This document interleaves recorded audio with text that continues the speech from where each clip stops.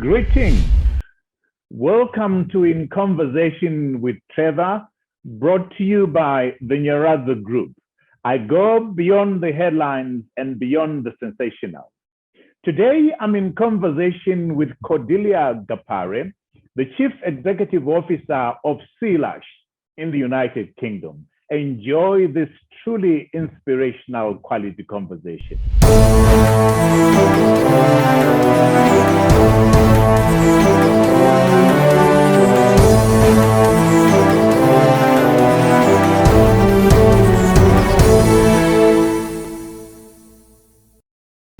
Codilia Gapare, the Chief Executive Officer of C-Lash, based in London. Welcome to In Conversation with Trevor, Cody.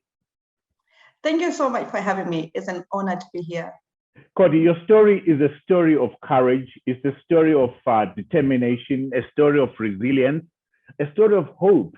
But much more importantly, it's a story of innovation. You are the first person in the whole world who innovated, who discovered, or rather who created the first ever false eyelashes for chemotherapy patients. I mean, that's amazing. And I also discovered there, Cody, that you're also dyslexic like me. Absolutely. And about the bringing to market the first ever false light for people with cancer. Yeah, this is something that was part of my own journey. It was something I created out of adversity. And about the dyslexia, it's funny that, you know, it's like I'm discovering. I think I have known and I've followed you my whole life from Zimbabwe, and I didn't realize you were dyslexic. But for me,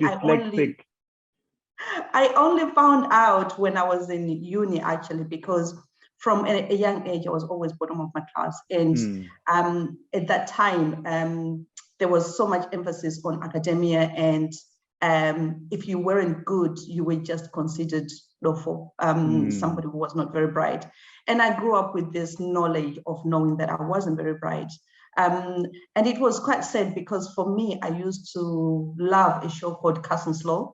And it really absolutely made me fall in love with I love Carson's Law too. So we have a number of things in common, Cody. Yeah. Right. So you love the show. I wanted to be Marjorie Carson, and that was my thing.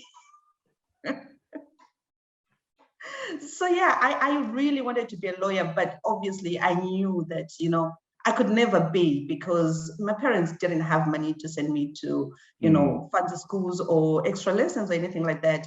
And knowing my academic limitations, I just knew. But then that dream never left me, because, you know, it's like, you know, when you're a kid, you say, what do you want to be? And people say, I want to be a lawyer. And then maybe 2 years later, I want to be a pilot. For me, it was always, I wanted to be a lawyer. It was always you wanted to be a lawyer. Tell me, in what effect did being dyslexic manifest itself as far as you're concerned?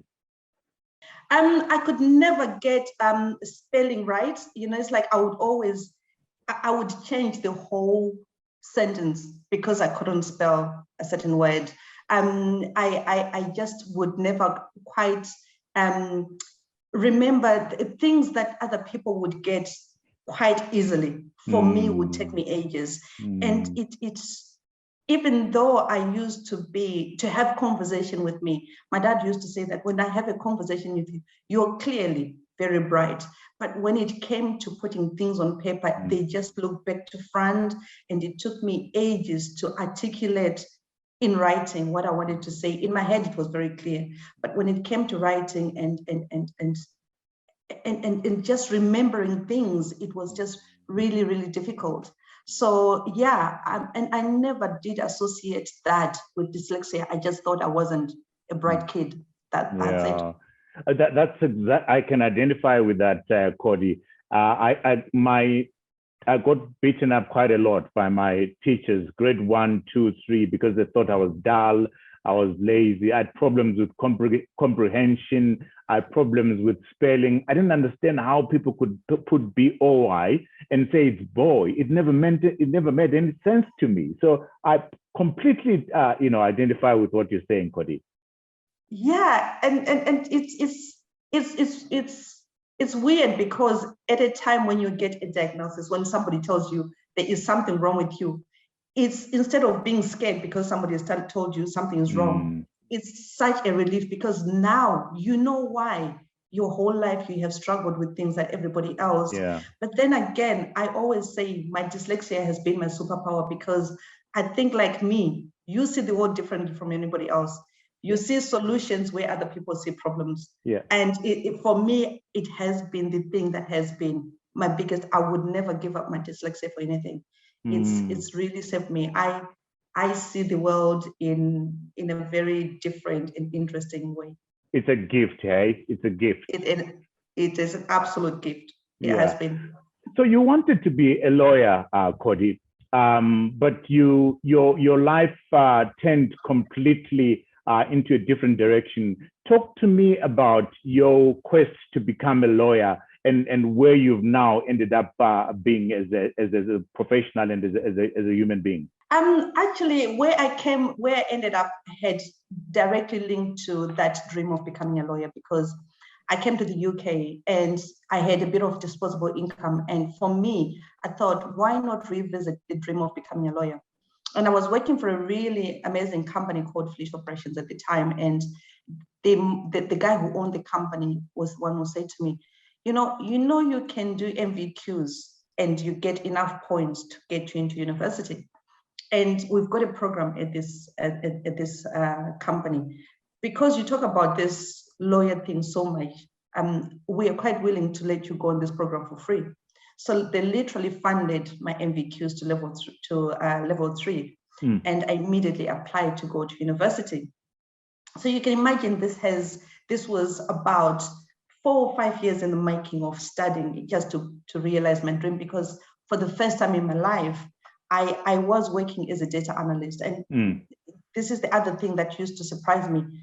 Even though I'd never passed a math exam in my life ever, I was a really good data analyst. I worked in a casino as a croupier and I was really good at numbers. So it didn't make sense to me that when I'm applying things in real life, I get it just like that. When I am in an exam situation or a sort of like school situation, I don't get it. So I did my MVQs. I applied to go to Manchester Metropolitan. And I was given the date of the 11th of August, 2014. And on that day, I was prepared, absolutely, because I had been working all my life to get to this point. So I remember walking in at 6 o'clock, really prepared, cool, calm, collected. I knew I had this in the bag, sat down, had the interview. You know when an interview is going well, you know it is going well. Yeah. And I remember the final question that the lady asked me, which, by the way, was a generic question. She said to me, is there anything you can tell us that might interfere with your study at this college? And this is a question they ask because some people have got hearing problems, some people have got sight problems or dyslexia, and they need support. For me, my answer was actually, yes. I've just been diagnosed with breast cancer this afternoon. Wow. So what had happened earlier that day is I had gone for the results of a biopsy that I'd had 10 days before. And I walked into Leighton Hospital only to be told that I had breast cancer. Wow. And the weird thing is I don't know how anybody reacts to being told news like that. I don't think there's the right way to react. But for me, I remember briefly closing my eyes and then opening my eyes and just saying, okay, so what do we do? The doctor starts telling me about the treatment plan they had, that we're going to take. And I remember just gathering my things and start walking out the door. And there's a nurse who's sitting there with a box of tissues to support you, a Macmillan nurse. And she runs after me and she said, where are you going? And I said, I've got an interview, I've got to go. And she said, wow. Do you actually understand what has just happened to you? And I said, yes, I understand, but I need to go because if I don't leave right now, I'm going to be late. So I need to go. Wow. And she was really worried about me because I guess shock manifests itself in different ways. And she said, I don't think you should be driving right now. And I said, I'm going to be driving and I'm going to go. I'm coming back and I'm going to discuss the treatment plan. But today is not the day for me to discuss my mortality. Wow. I've got an interview. And I walked out, got in my car, drove to Manchester because my hospital was in Crewe. And I sat and I had the interview as if nothing had happened. Mm. And I remember when the lady then asked me, after I told her that I've just been diagnosed, when she then asked me, so why did you come? It was then that I realized what had just happened. Mm. And it was then that I gave an answer that I go to constantly when I'm facing a hard time in my life.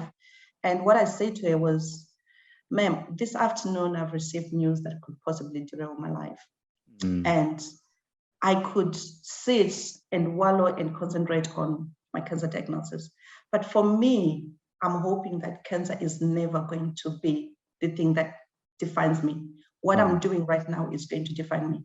Cancer can only ever be a chapter in my book, but this is what's going to write my book. So I would like to carry on and follow my dream.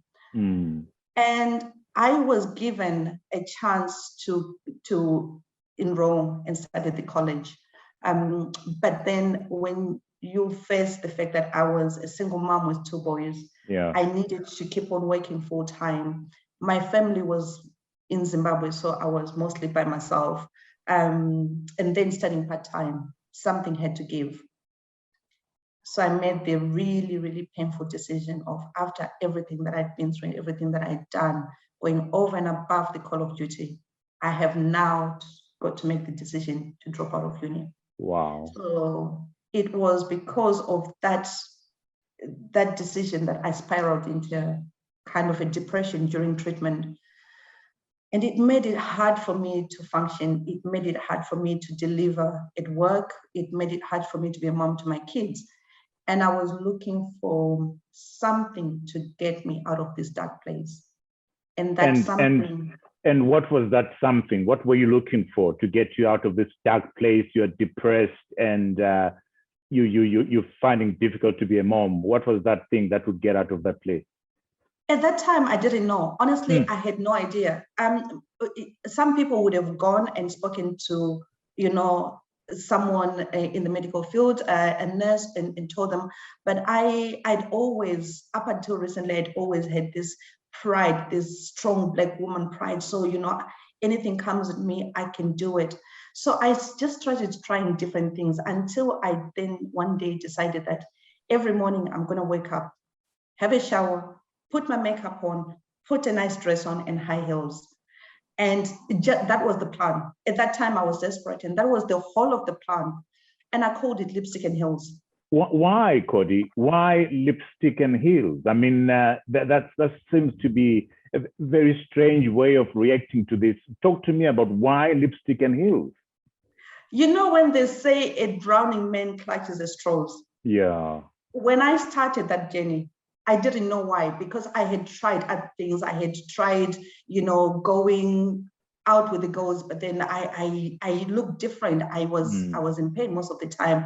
I had tried other things. I had tried reading. I had tried writing in a diary, but nothing was helping. So this was just me clutching at straws. But what then happened is something weird started happening, because I started waking up every morning, looking forward to getting dressed, looking forward to dressing up, and there was an uplifting thing. Something inside started changing.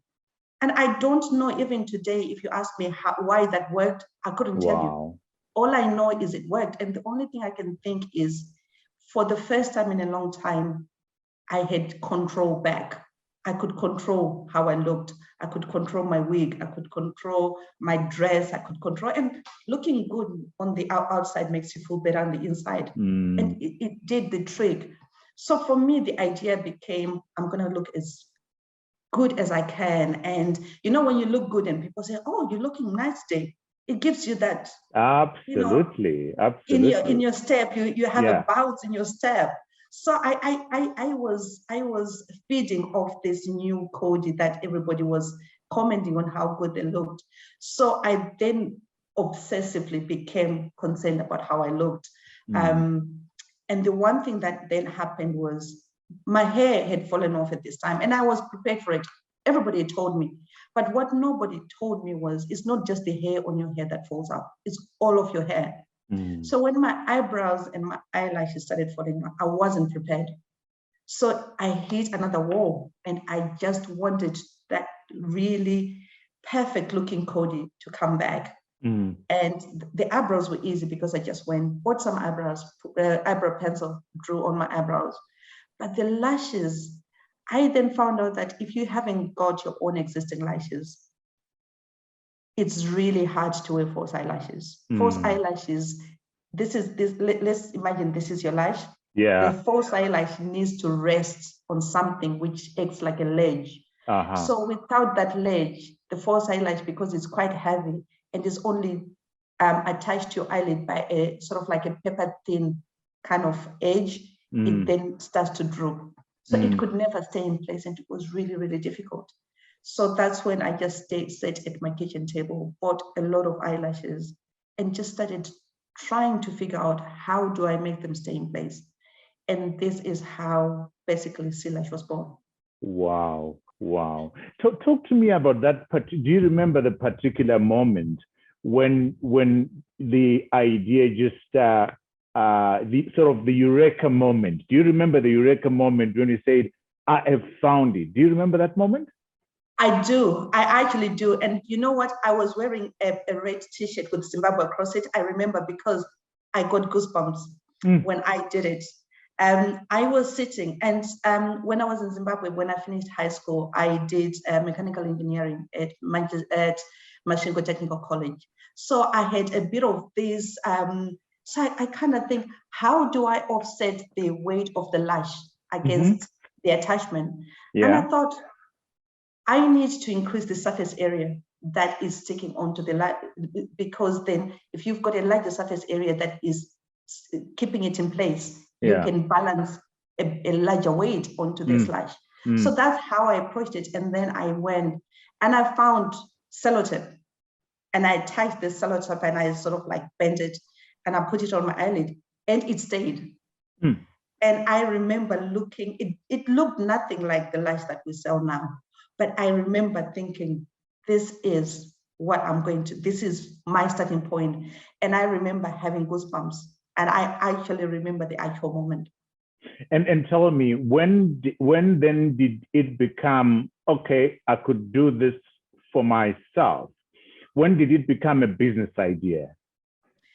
It became a business idea because when I was ill, anything that took my mind away from the pain and the fear was quite welcome. So I obsessively started working on this eyelash. When it became a business idea is I had a friend who had alopecia. And I had noticed for years, not even for years, I think I'd worked with her for about 2 years. She didn't wear false eyelashes, and I never questioned why. And one day she came and I was tinkering with these lashes, and I was excitedly telling her that I'm going to perfect it. I know it doesn't look great right now, but it's gonna look great when I'm done. And she said to me, you know what, if you sold me that lash, I'll buy it. And I stopped and I thought, oh, wow. So this is something bigger than myself. And then that's when I started thinking, okay, if I can't wear lashes and she can't wear lashes, who else can't wear lashes? And then I started, when I was going for treatment, I would start asking the other patients that I was in treatment with. So my first business plan was written in a waiting room while I was waiting to go for radiotherapy. As Nyaradzo, we strive to continuously bring convenience to our clients. Nyaradzo Group is proud to introduce Sawi, a new virtual chatbot assistant on WhatsApp. With Sawi, you are now able to interact with us from the comfort of your home and can be assisted anytime via WhatsApp. With life assurance products, diaspora products, applying and assessing your policy, payment platforms, claims information, and any other queries concerning payments, policy information, or products and services. Simply WhatsApp Sawi on +263 712 992892 or register and start interacting and receiving notifications from Sawi on WhatsApp. Now, join in and experience a new level of convenience 24 hours a day with Sawi.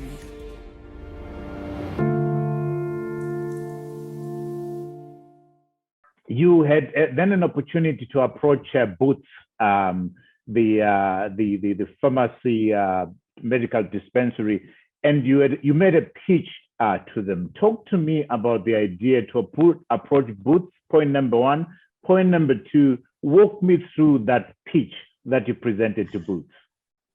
So before I went to Boots, I needed to perfect the idea because I knew that if I was going to sell this if I was seriously going to do this, I needed something that looked good, except I'd never run a business. So prototype was not a word that I'd ever heard or used. So I didn't even know what it is that I was trying to achieve. I went on Google. Eventually, I found out that I needed a prototype. I didn't have money to go to China where the prototype companies were based. And the IP laws in China are quite different from the UK. So I wanted to protect my idea. So I wasn't keen on going to China and giving them my idea. I then ended up going to a company in Southern-on-Sea, which is quite a way away, about 4 hours from here. And they do not do beauty product at all. They are an engineering company. They work with car parts, street lighting and things like that. So way away from beauty products. And I called them and I said, I understand part of your business, you do prototyping. And they said, yeah. And I said, I need you to do a prototype for me. And these guys are thinking, this is some lady who's come up with a new idea of, I don't know, car lights or car doors or something. And I said, I need you to do eyelashes. And I remember the guy laughing and he was like, do you know what we do? And I said, yes, I have done a research on your company. I know exactly what's the company and what it does. The reason I'm coming to you is you know absolutely nothing about lashes. I know absolutely nothing about lashes. And I've got an idea that I do not want anyone with preconceived ideas to change. Yeah. So I just need you to take what's in my head and reproduce it and make it as good as you can. And they was like, okay, we like a challenge. We'll do this. So we started working on a prototype. Now that I had a prototype, a professional prototype, I started approaching retail outlets to sell this product. And I remember I was calling everyone, and people who have never lost their lashes, it's quite difficult to pitch an idea. Bringing a new product to market is difficult. Wow. So pitching an idea as somebody who's got no business background, who's got no beauty background, who doesn't even know what a prototype is, and pitching an idea like that to a really big multi-million-dollar retail outlet is really difficult. And by chance, I was calling every 2 weeks. I would call and leave a message. No one would call me back. And I'll do that again and again and again. Eventually, Buzz called me back. And I actually remember this day, I was working, so I didn't pick up my phone. And then I went to pick up my phone and there was a message from Boots saying, we heard about this lash that you keep talking about. We are interested to just find out more. And it wasn't sort of like, we want to work with you. We just want to find out more. And I panicked because my prototype is not yet ready. And Boots is talking about setting up a meeting the following week. So I called them back. And remember, at this point, I think my ignorance was what was opening doors for me, because I wasn't scared of what other people would have been scared of. Yeah. I would knock on doors that other people would be hesitant to knock on, because I didn't know they were scared of doors to knock on. So I called Boots, and if Boots asks you, everybody wants to have their product in Boots. So if they say, come for an interview or come for a meeting, you don't hesitate, you just go. But I called them and I was like, I need you to give me 3 months. I need to perfect my prototype. And I think for me, it would make more sense if I was to show and tell rather than to tell you what I'm trying to do. And they were gracious enough to allow me to do that. Wow. I rushed to this prototyping company. We managed to get the prototype in time. In fact, 2 weeks before I was due for the meeting. And I walked in. And Trevor, I would like to say I gave a pitch that moved mountains. It didn't. Wow. It fell flat on its face. Really? Wow. How could I? I'd never pitched a product. I was the first time pitching a product ever. So I did a diabolical job. It wasn't good. And I could see that I was losing my crowd. And I was, you know, when things are not going well. Yeah. The thing that saved me was A, I didn't have lashes at that time. And B, I was wearing the prototype. And the whole time that we'd been sitting across from each other talking, they didn't realize that the lashes that I had on were false lashes. Wow. And that was what changed that meeting for me. So they asked you, did they ask you about your lashes? Yes, because I had spent a good 30 minutes explaining and pitching and trying to sell this idea, and they were not having it. And then as a throwaway at the end of the meeting, I just said, well, I'm actually wearing the lashes right now. And they were like, those are not your lashes. I was like, no, I haven't got any lashes. Wow. And they were like, and they came closer. And because I had gone for a very natural lash that for me, I wasn't trying to create a beauty product. I was trying to recreate my face. I wanted my face back. So you're trying to solve your problem, a problem that you're facing, Cody. Yes. I wasn't trying to impress the world. I just wanted my old face back. So the lash was supposed to be as natural as possible. So you wouldn't even notice that somebody is wearing false lashes. And that's when the meeting changed. And they were like, okay, we do like your product, but is it patented? And I was like, what is patented? What is a patent? They said, is it trademarked? And I was like, no. And is it protected in any way? And I was like, I no, not yet, because I didn't know. Wow. But what I did say to them is, what I can promise you is I have come this far, but I didn't come this far just to come this far. Tell me what you need me to do and I'll do it. So they said, we need this idea. It needs to have a patent. We cannot work with the idea that's not protected. It needs to be trademarked because we do not want somebody then coming and, you know, it's like claiming So I went away. And when I went away, I went to speak to an IP lawyer. At that time, I had maybe about 65 pounds in my account or something like that. And this guy quoted me 25,000 for a patent. Pounds. Wow. I did not have 25,000 pounds. Trademark, I think trademark was about around the $300 pound mark. So what I did was— Meanwhile, you have 65 pounds in your pocket. I had 65 pounds in my pocket. Wow. So what I did was I started, again, I went back to Google and into chat rooms and just asking people, what do you do? This company wants to work with me, but I don't have a patent. And everybody was like, you need a patent.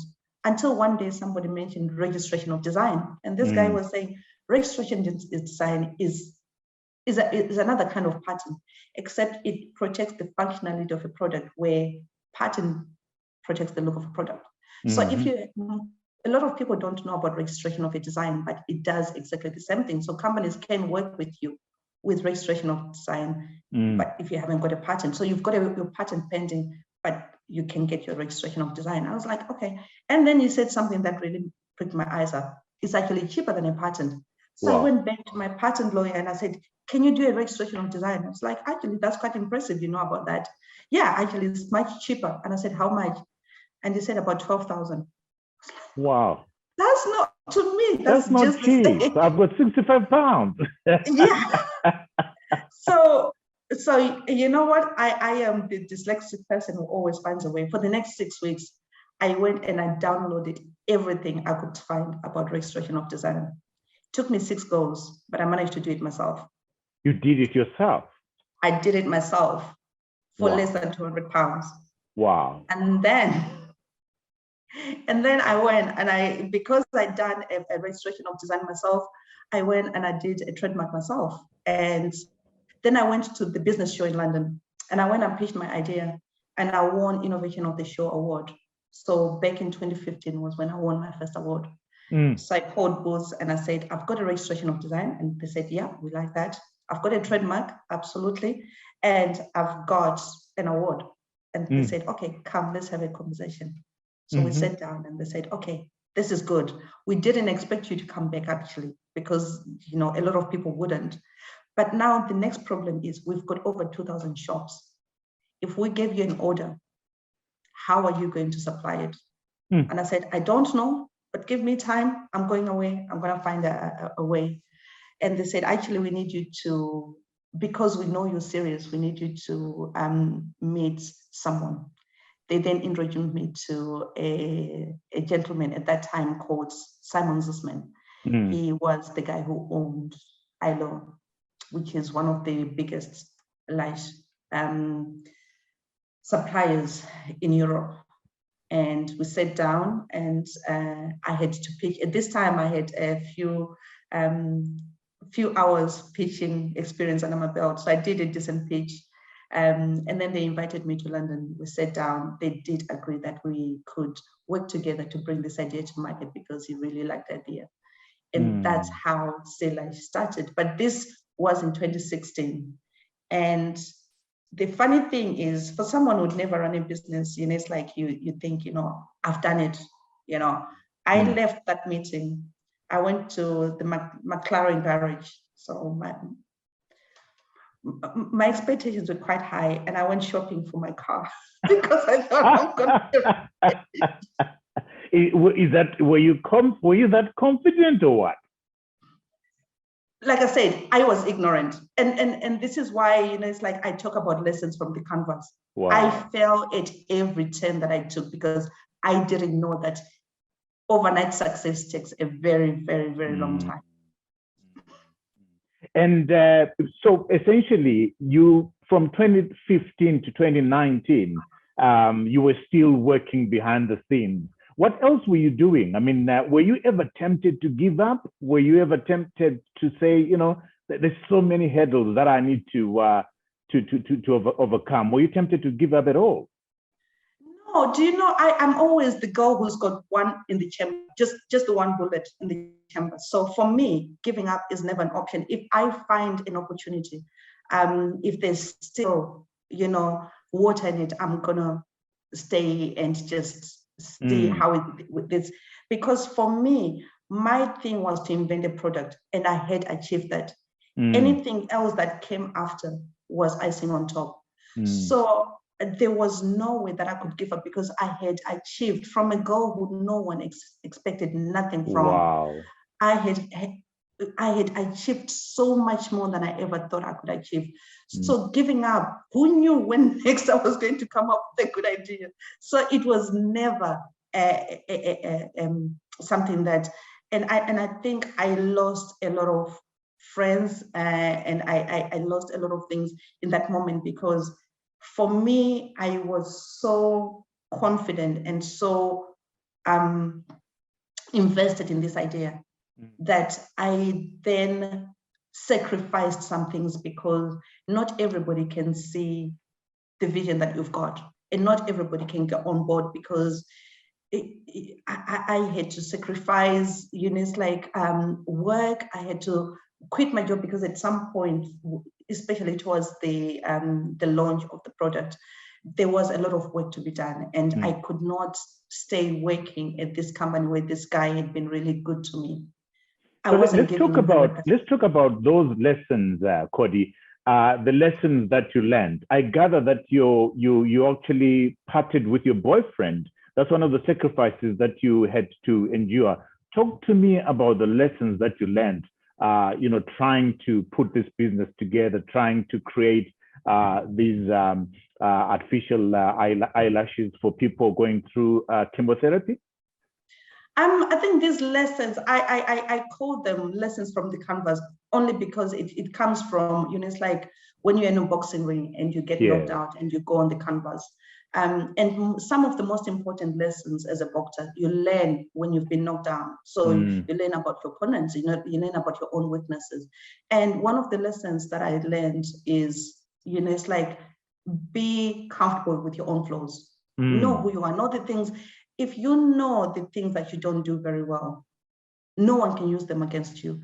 And if somebody attacks you and say to you, Cody, you've got a bit of a temper, I'm not going to get defensive, because I know it's true. I can only look at myself and say, in that meeting, did I overreact? because I am prone to overreacting, or my timekeeping is atrocious. I had to set my clock today that I'm having this an hour before, because if I hadn't done that, I was going to be late. So because I know these things, I can do something about them. And it's like one of the biggest lessons. And the other lesson is learn your walkaway point. When you're starting a business, learn when your idea is not a good idea and say, maybe this, to me, it sounds, everybody that I'm asking, sometimes people are wrong. Sometimes, you know, Ford said, if I'd asked people what they wanted, they would have asked for a faster horse. Yeah. So sometimes you're right, but sometimes it's the customer that you're supplying that has to call the shots. So learn when to walk away in terms of how much you're going to put in this idea. You don't want to leave your family destitute because you've got an idea and it's like you keep pouring money into it. In terms of relationships, learn which relationships are important, because you cannot keep on going towards this dream that you've got and forget everything else around you, because one day you're going to get to the end where you've achieved your dream and you're standing there by yourself. And there is nothing worse than achieving everything that you've ever wanted, and it feels like a hollow lesson. And then one lesson you say, you know, I love this one. Know when to kill your darlings. Know when to kill your darlings. So I think, you know, you can relate to this because you did say you're dyslexic. Dyslexic people, we are ideas persons. We are ideas people. We are always coming up with ideas. I've got ideas. I sleep with... That's fascinating. I mean, people think I'm crazy, but I've got these ideas, and you try to sell them to people. You try to persuade people. Talk to me about those ideas. I sleep with. So I've got notepad. Yeah. I've got about 6 or 7 of these. Yeah. And I sleep with one by my bedside, because for me, 3 o'clock is my magic time. I wake up because I can't sleep, or I wake up because I can't sleep and I just come up with an idea. Or if I'm walking in a shop, I suddenly see something, I'm like, oh my God, that's a really good business idea. And you end up with all these ideas that you think, absolutely, that idea is going to make me money, or absolutely this, and you've got all these ideas and you're excited about all of them. But if you try and follow each and every one of those ideas, you end up with nothing. Absolutely. So you have to absolutely say, you know what, this is a good idea, and it would have made me lots of money, and it would have done this, but you know, I'm going to kill this darling. It's not going to save me at this point in time. Another lesson that I love, sorry to break your stride, but I love this one. Destinations in business are a mirage. Talk to me about that one, that lesson. Yes, so destinations are a mirage. For me, I realized, my destination was to launch my business in a high street shop. And I thought, and because I didn't know at that time, I thought, once I've achieved this, that's it. But the thing is, by the time you get to that destination, it's like a horizon. You never reach it, because there's something that you need. So I got my lashes and bows. The next thing that I wanted was, I want them in America.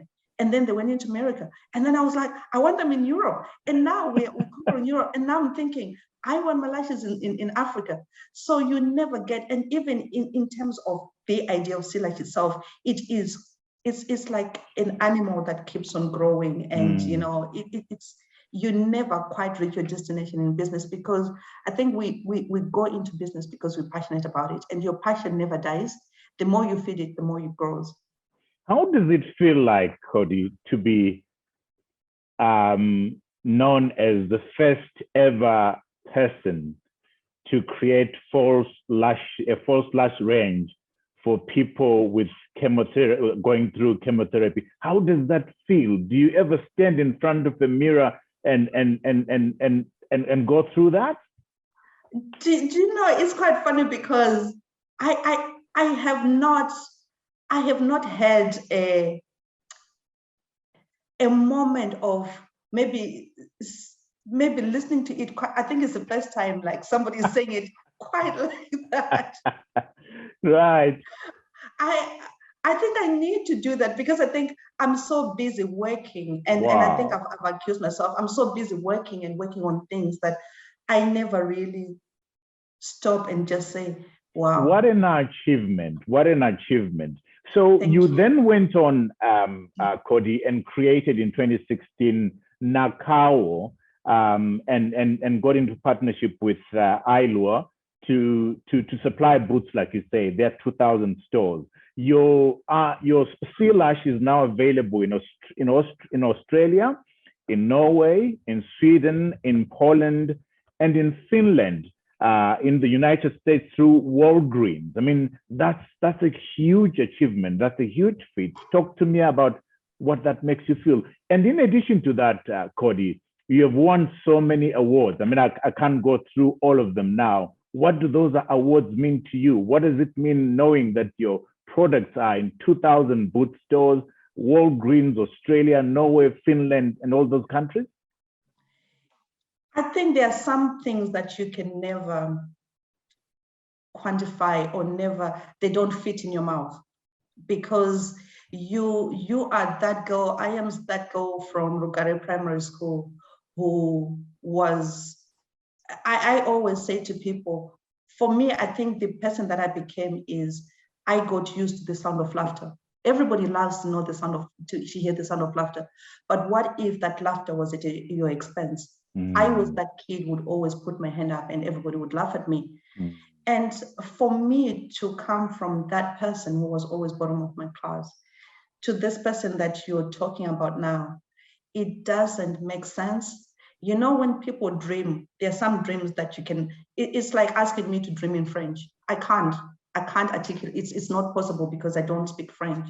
So this is a dream that was never dreamt. And the fact that I am living it, I don't take it for granted. I do not for a moment think that it was because I am so clever or I'm so able. I didn't do it by myself. I have always said, you know, I have had strangers, friends, family that have carried me on this journey. The sad thing is only my name gets mentioned, but I do have people everywhere, because if I didn't have those people who were helping me, like you got in touch today, you will be part of the people who is going to get my name out there. I don't know how you heard about me, and you know, I'm like I said, I don't know who's more excited, me or my dad, but these are the things that I say. Let's talk about those people that have contributed to who you have become. Your father. Who else has carried you? Who else has been there by your side, Cody? Do you want to talk about those people? I think my mom and my dad. So my dad has always been very instrumental in. My dad he worked for National Rulers of Zimbabwe. What's his name? Let's name them. Mom and dad. What are their names? So my dad is called Codilia Gapare, and my mom is called Sevria. And my dad, when we were growing up, he worked as a security guard at National Rulers of Zimbabwe when he first started. And we didn't have, you know, it's like we didn't have a lot growing up. What we lacked in money, we made up for in love and laughter. Because at home, the one thing that you could always hear in our house, we were either singing or laughing. And my dad would always say, don't ever live a parasitic life. I would sell my own kidney if you want to go to school. I would make it happen. Wow. And he was very forward thinking in that he realized that within your own hands is that's where your liberty lies. You're your own rescue. And he would always say that to us as girls. And he said to do not let your decision be influenced by what's in your pocket. So by that he meant like if somebody is going to treat you in a certain way, you're going to take that treatment because your pocket doesn't allow you to go to a different place. Yeah. And then my mom puts steel in my veins. My mom is a strong woman who never says never. Wow. I went through cancer treatment by myself, not by myself, but then, you know, it's like my brothers and sisters are in Zimbabwe. My mom and dad are still in Zimbabwe. But I wasn't worried because she raised a woman who had strong wings. and she made sure that I could fly. So as much as it was a tough time, my mom came through. She was sitting on my shoulder the whole time. My brothers and my sisters. How many do you have, brothers and sisters? 3 brothers and 3 sisters. So I am number 5. So I'm a middle child with middle child traits. But still an ashava. So we are a proud family, and we have always we stand in the gap for each other. We if one of us it's like we are like the nose and the eye. You poke one, the other one runs. That's how we've always been, and we celebrate each other. And if somebody has achieved something, it's all our achievement. If somebody is hurting, it's all of us who's crying. And I had my dad had a brother who passed away. So his kids, who in my country in Zimbabwe, those are my brothers and my sisters. I guess here they'll be my cousins. For me, they were. So one of my cousin brothers, who was here for a long time, Guide, he was here with me throughout my cancer treatment, and I'm glad that he saw me when C-Lash was then launched and became. Unfortunately, he died at the beginning of COVID from complications with COVID. And I do have extended family in the UK that would come, my cousins who would come and look after me, and the local women in Northwich, where I live in Cheshire, they are local business women who, at the beginning, I met one lady and she said, "You need to come to a local meeting." And I went there, and that lady became like a godmother to me, because she introduced me to a lot of people who then would mention my name in rooms where opportunities were. And from Norway, I would get a call, somebody saying, "We heard about your lashes. Have you thought about going to so-and-so? Or I've got an email address for you, or I've got a phone number. Can you just call such and such?" And that's how it's happened. Do you believe in God? Are you a spiritual person at all? I am a spiritual person, not so much a Christian, but a spiritual person. Absolutely believe in God. I grew up in a Catholic church, but I do, and this is why I say, for me, I think my path is led, and I think that God is very much has got a bigger plan for me, because, like I say, the things that I have done since being diagnosed with cancer, it doesn't make sense. It's almost like the cancer was paving a way for the things that were to come. It was all necessary. It was all necessary as part of your journey. So, Cody, where were you born? Were you born in Masingo? Where were you born, and which schools did you go to? I was born in Bari. I was born in Edith Ockerman, because my dad used to work for the railways. So we used to live at the railways camp in town. So Edith Ockerman, and I was delivered by Mbia Bakasi. You remember back in the day? Yes. Yes, my mom told me that she used to be a midwife, and she's the lady who delivered me. And then you went to which school, Cody?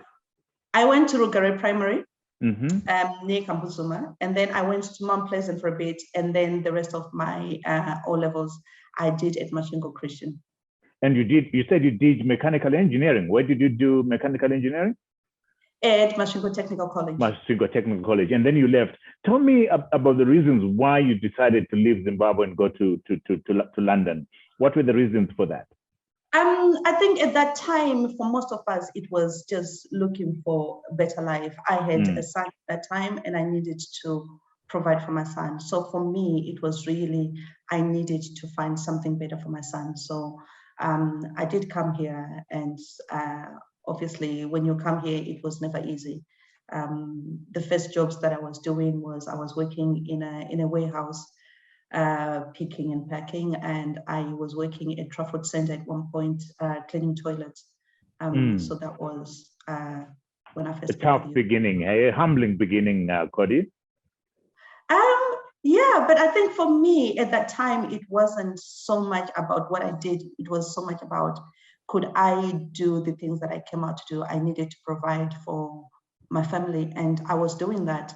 And that was, for me, that was okay. And you now have an MBA from Manchester Metropolitan University. Talk to me about that. So yeah, so obviously I had not managed to attain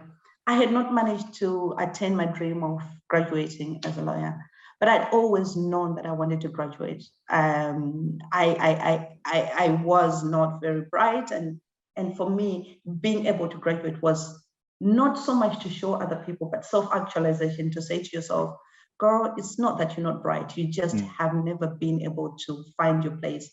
So when I started C-Lash, obviously the dream of becoming a lawyer became, it's still there. Maybe I will do it one day, who knows, the world's my oyster. But then for me, it made more sense because I would go for meetings and I would realize how much I lacked in knowledge in terms of running a company. You know, up until that point, I was doing things because I was doing a lived experience. But running a business is a serious thing. It's something that I wanted to do seriously, and I needed to understand how to run a business. And imposter syndrome was the other thing. I would feel as if I wasn't good enough to sit at these tables. So I needed to do something about that. So I saw an advert that was advertising for people to apply for a scholarship to do a master's. Now, remember, I didn't do my first degree. So I thought, okay, I probably won't get in, but I am the girl who never lets an opportunity pass me by. So I applied. I was quite upfront about the fact that I didn't have a first degree, but I did state that I was already running my own business, and would they consider me? Not only did they consider me, but I won the scholarship. Wow. So in 2017, I then started.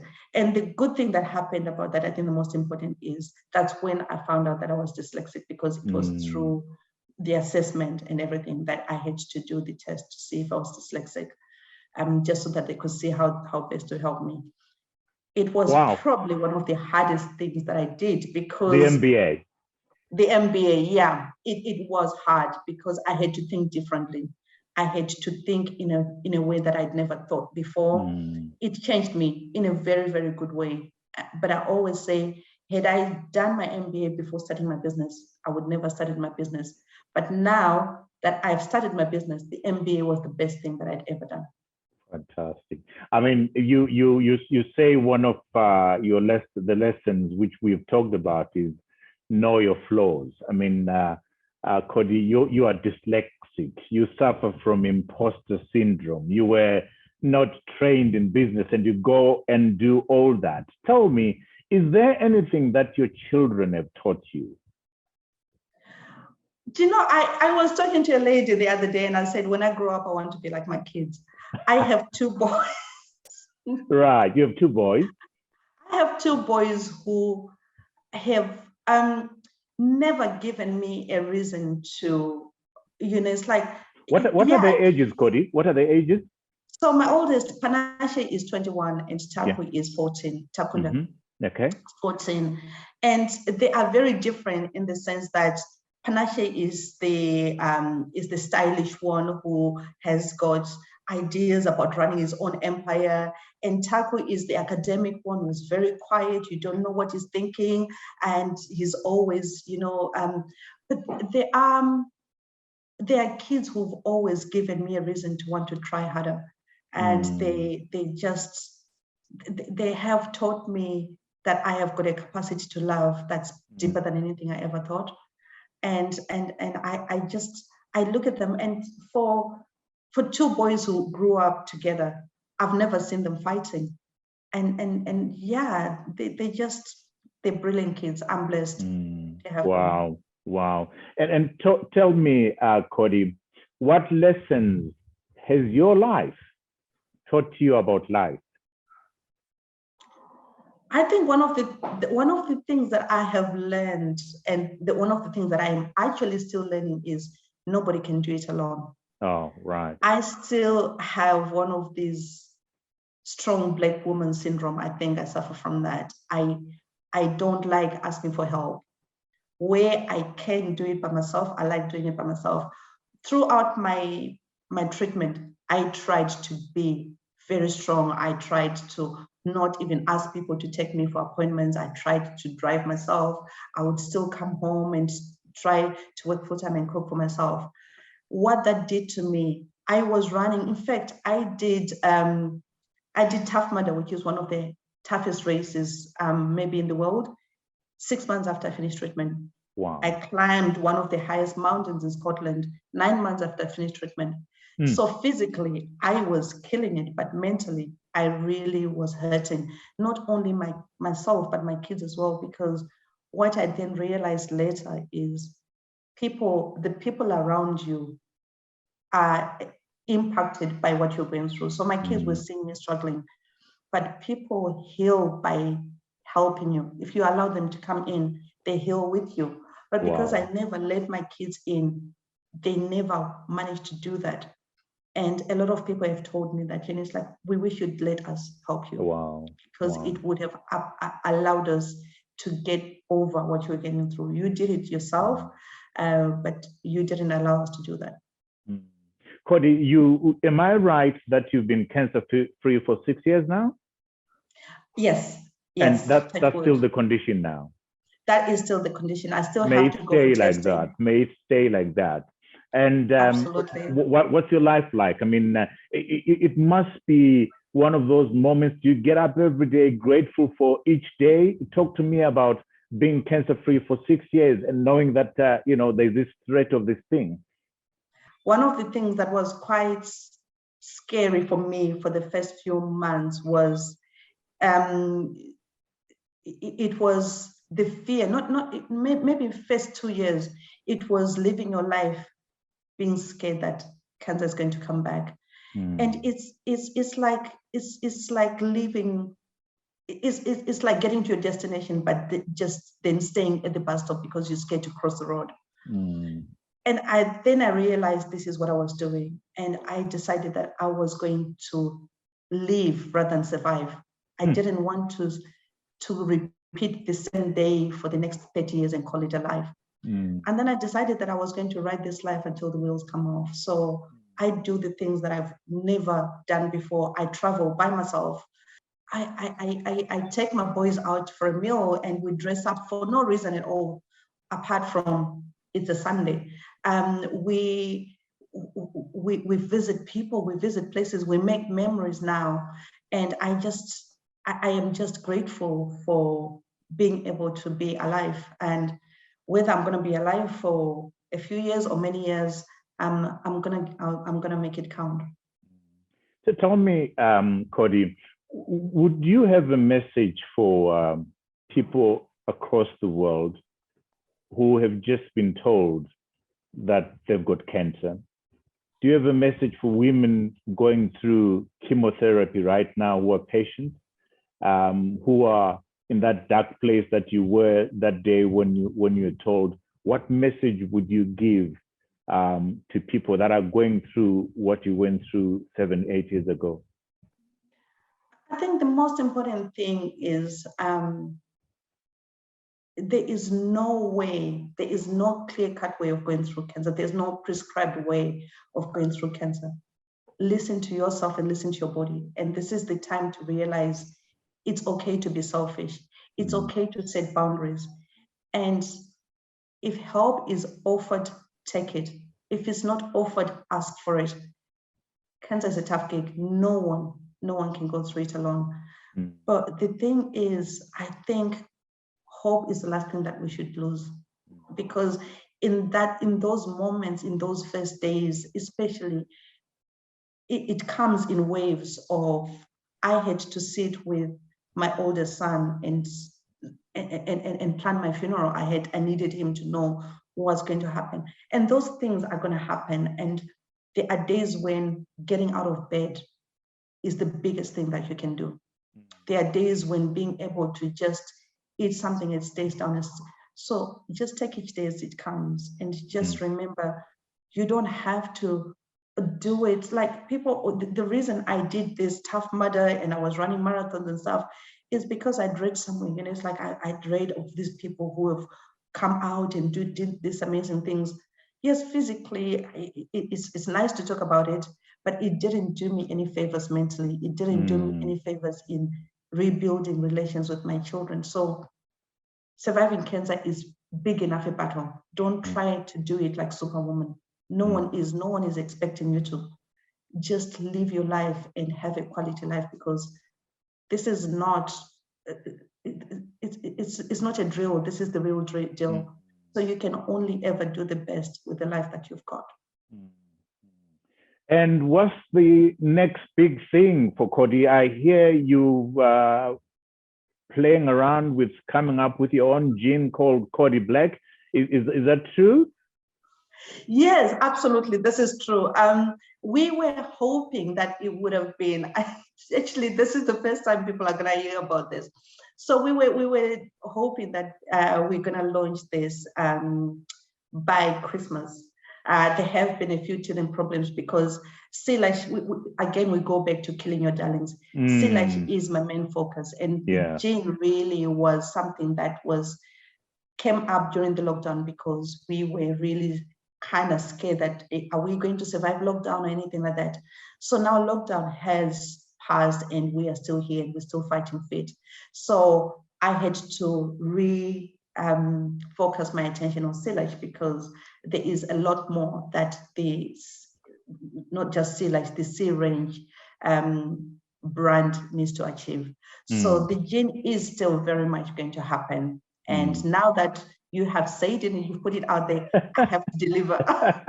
But yes, and talk to me about the C range. What else do you have in the C range? The C range is going to be a makeup range, a skincare range. Okay. And because for me, I think what I found out when I did my MBA, I did then lean towards my dissertation was around ethnic marketing of cancer beauty products. And what I found out in my research was there are products on the market that have got chemicals in them that are not very good for people who are immunocompromised or whose immune system is not very good. And I want to create a range that addresses those problems, that if you ever pick up one of my skincare products or my makeup products, you don't have to read the label, because I've already done that for you. Okay. I'll make sure that whatever you put on your skin while you're going through that time is not going to be a problem for you. But just allow you to look beautiful, because back in the day when people were diagnosed with cancer, it was a death sentence. Nobody really cared how you look. Now it's completely different. So if you want to, you don't have to, that's the thing, you don't have to get up and put makeup on. But if you do want to put makeup on, you don't have to worry about what you're putting on your skin either. So the lashes that you're putting on right now, is that C-Lash? They are C-Lash, yes. All right, and the hair? Not yet? The hair is just, come on, I was coming to have a conversation with Trevor. I had to have outrageous hair. It needed to be done.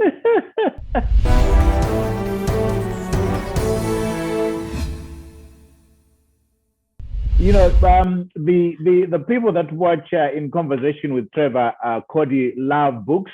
And as you can see, lots of books behind me. I love books.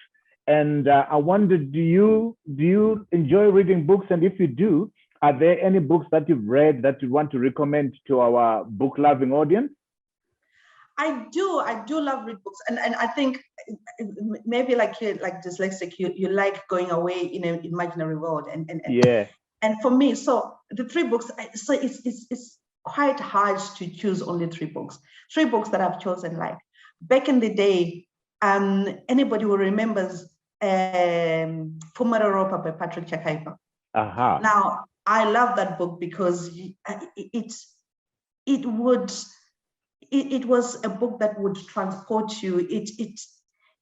It would stand shoulder to shoulder with Games of Thrones and stuff. The story is so well written. I can still remember, passages from the book now, years later, it was just one of those books that made me fall in love with the Shona. I love Shona. I love my native language. It's such a rich, powerful language, and just it's one of those books that just made me fall in love.